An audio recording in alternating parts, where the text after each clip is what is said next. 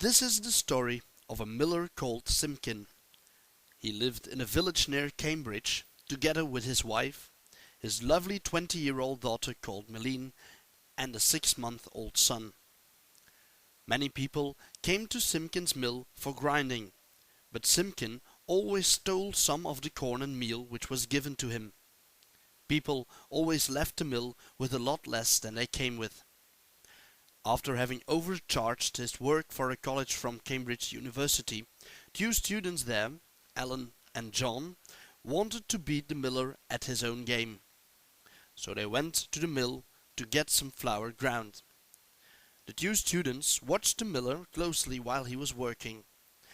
Alan stood at the top of the mill and watched the miller where he had to throw in the grain. John, in his turn, controlled Simpkin while he filled the bags with the flour. But while the students were carefully overlooking the grinding process, the miller untied their horse and made the animal run off. When the students discovered this, they left their posts and went out looking for the horse. While Alan and John were searching their horse, the miller took some flour to his wife and ordered her to bake a cake, so no evidence of the flour would be left. As it was almost dark and Alan and John returned with their horse, they asked the miller if they could spend the night in the mill.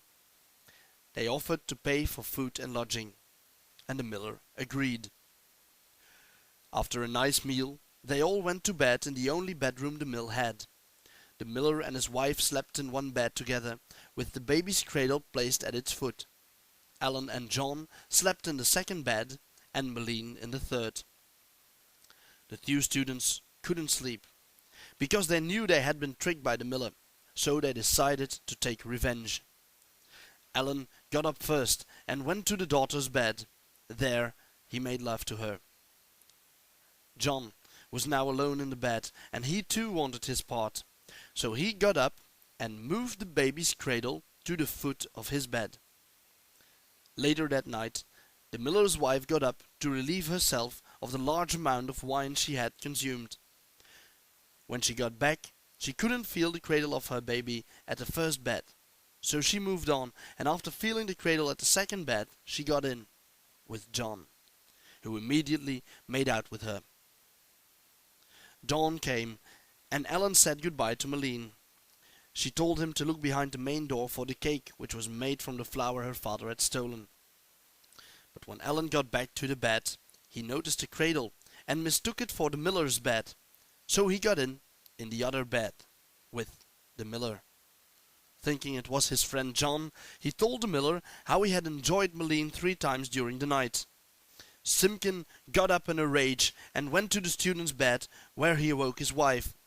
She thought her husband was one of the students, and she hit him hard on the head with a club.